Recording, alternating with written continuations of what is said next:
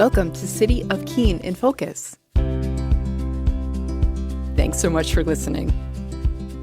Hello and welcome to our next episode of City of Keene in Focus. My name is Asa Kramer and I am joined by our city manager, Elizabeth Furland. Hi, Elizabeth. Good morning, Asa. Good morning. I have a fun fact for you before we dive in. Yeah. We have now been doing this podcast for over a year. What? I know, isn't that crazy? That does not seem possible. We started late November last year. It took us a little bit to get the swing of it, Yes. but I have very much enjoyed recording this with you the last year. It's been fun. When Rebecca Landry and you first brought this idea to me, I was like, who's going to listen to this? Sure. I mean, what is the audience? But it's been a lot of fun. The first few episodes, we didn't really know what we were doing. And so we were just focused on going through the agenda item by item from the city council meeting. And after doing that for a few times, I said, geez, this is really boring. I don't think people really want to know every proclamation and every vote that there was. So I think it's been better. We've been focused on some of the bigger topics and some of the things that are coming up. So thank you for doing this. Yeah, thank you. Yeah, as you say, it was a little bit of throwing spaghetti at the wall, but we have gone from 3 listeners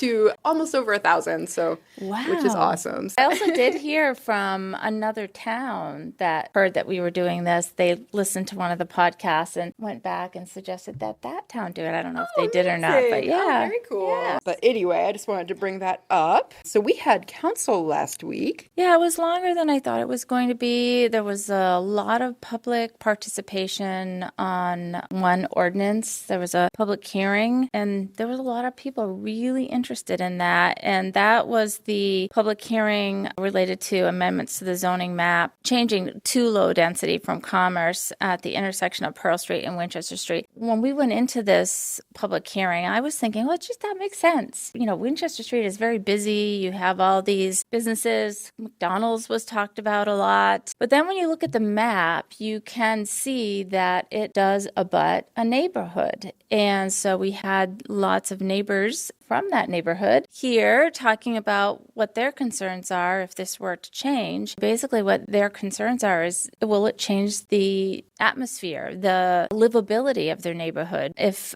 commercial businesses start to creep down Pearl Street, does that change their neighborhood? And, they're concerned about traffic, they're concerned about light pollution, they're concerned about late night activity of people in parking lots. It really made a lot of sense. So I don't know what the council's going to do. This is going to now go to PLD for a decision. So that'll be this week. There'll be a recommendation that comes out of the PLD committee. There's no more public comments, so it'll just be debate between the members of the city council who are on that committee. Councilor Jones is going to be chairing this committee. Councilor Bosley is away, and so there'll only be 4 of them. So hopefully there's not a tie. Hopefully they can get a majority vote on a decision. But I think it'll be an interesting conversation. I don't think it's a slam dunk either way. I think everybody had really good points. Obviously, the person that bought the property wants to be able to use the property to the maximum advantage. It'll be a tough one. And then we had just our normal nominations. This time of year, there's a lot of nominations to committee. In January, the mayor is going through all of the different committees and bringing forward names for nominations. And so there's a lot of changeover at the beginning of the year, including the city council committees. And so one of the things that happens in January after the inauguration,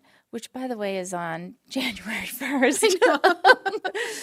First thing of the year. Yes. It's written in the charter that way, so it's not something that's easily changed. That question has come up in the past because people obviously like to do things on New Year's Eve. But yeah, it'll be on January 1st. And at that meeting, usually the committee assignments are given. So I know that councilors have been meeting with the mayor, talking about which committee they want to be on. So between FOP or PLD or MSFI, the 3 city council committees, and then the mayor is also deciding who will be the chair and vice chair. So there's a lot of conversation that happens between now and then. So that's something that happens at the beginning of the year. The other thing that took a bit of time at committee, but not so much time at the council meeting, was the petition for Magnolia Way. The petitioner, the property owner who has done a development out there, has done a housing development and discovered that they did not provide enough space for parking in the driveway. So basically, this is an area of the city that had a proposed development, and then that development didn't happen for a number of years, but it already has the infrastructure in place, including a sidewalk, which is required. And it's not a sidewalk to nowhere. It's a sidewalk that will connect with the city sidewalk when we do the Lower Winchester Street project. So the petitioner, which was Mike Pappas, asked for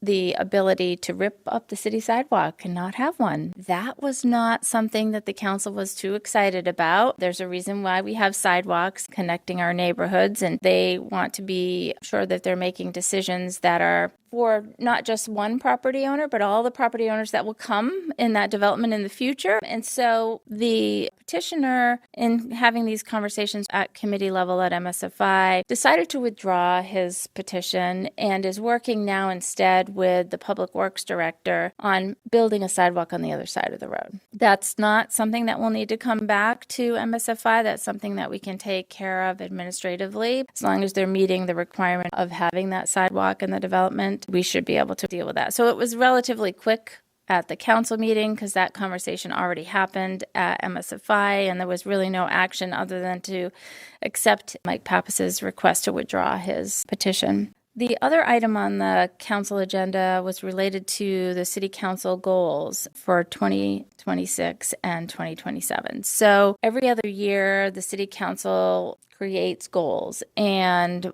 we were holding off this year until the master plan had been adopted because it's important that the master plan informs the city council goals. And so if you think of the master plan as the goals for the larger community, and the city council's goals fall underneath that, and they're more granular in terms of the next 2 years. What do they want to focus on? And so there had been 2 council workshops to talk about these goals. The first council workshop, we reviewed the progress that they've made on their goals so far, and then what sort of edits they were thinking of. And then the second meeting, we came back, we gave proposed language based on what we heard at the first workshop, and then they went around the room and basically said, yeah, that's what we were hoping for, or no, we want to change this a little bit more. And they continued to fine tune it. And then at the end of that second workshop, we had a document to bring forward to City Council. And so this past Thursday, the City Council did adopt those goals. And so I have shared the edited versions with all the department heads, and now we will work to implement them over the next couple of years. You'll hear us referencing both master plan goals and City Council goals, especially when we do the operating budget and also when we do the capital plan. The other item on the agenda that didn't receive a lot of conversation yet because it was just a referral to committee, but it will receive a lot of conversation, is related to RSA 79E, which is a community revitalization tax relief incentive. It's a program that is allowed by state law.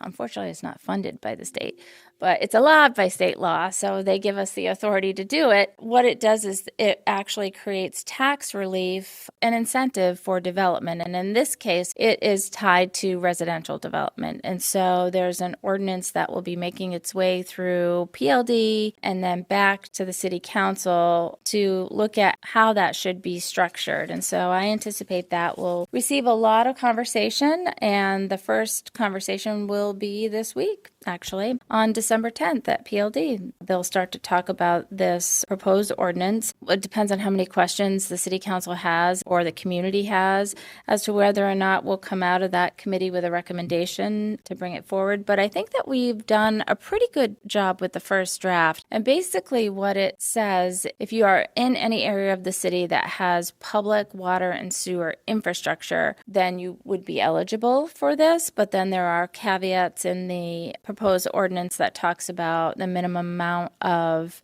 investment you're making, as well as the creation of at least one new housing unit. And so this is meant to provide an incentive to people to either reinvest in their property or to change or expand their property to add an additional housing unit. And so I think this is going to be a really good tool. I know we've talked about 70/90 in the past, but just to go over again how it's structured. Basically, if your home is valued at a price right now, and if you were to make these proposed changes, your assessment would go up and you would be taxed on that new higher assessment. But 79E allows you to defer when you're taxed on that new higher assessment. And if your project meets all the requirements, then your value stays the same for the amount of time that you're granted. Typically, it would be 5 years. It basically holds your value the same without taxing for the property improvements that you've made. So it could be another tool to help property owners add on housing. Maybe they're looking at an ADU. Maybe they're looking at something attached for a family member even. It could be an attached housing unit. And the reason why staff is proposing water and sewer infrastructure as the first sort of element that's needed is because those are the areas of town where we expect to have growth and development. So we'll get into a lot of the detail about the proposed ordinance and sort of the pros and cons of how it's structured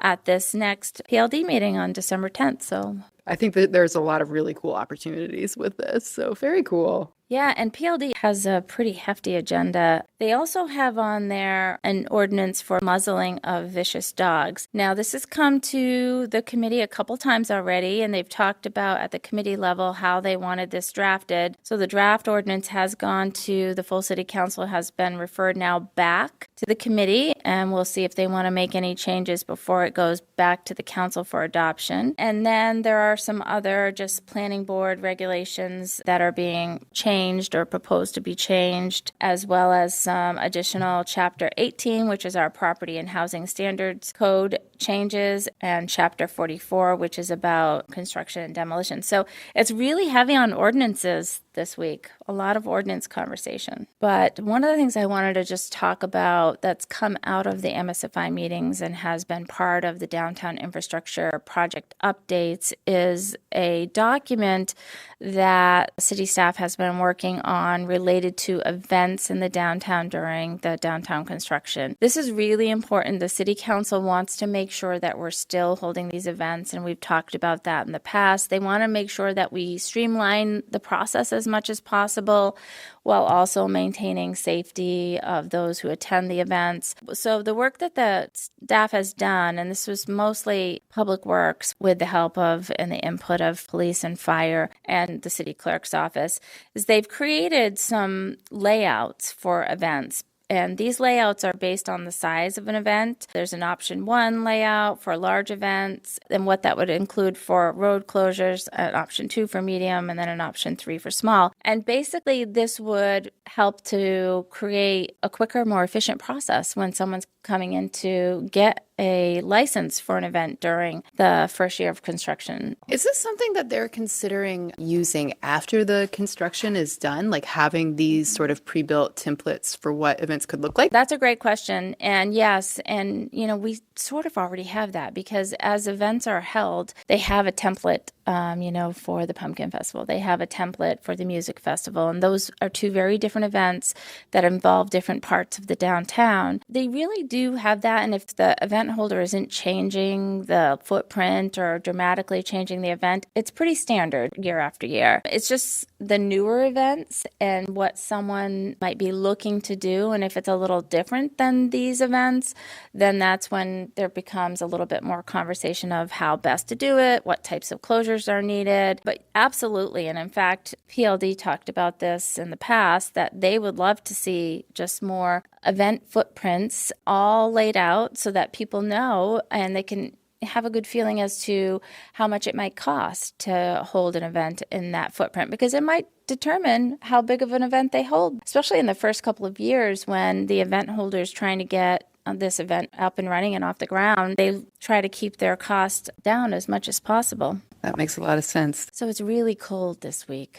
It's so cold. Yeah, crazy. It's not usually this cold so early in the winter.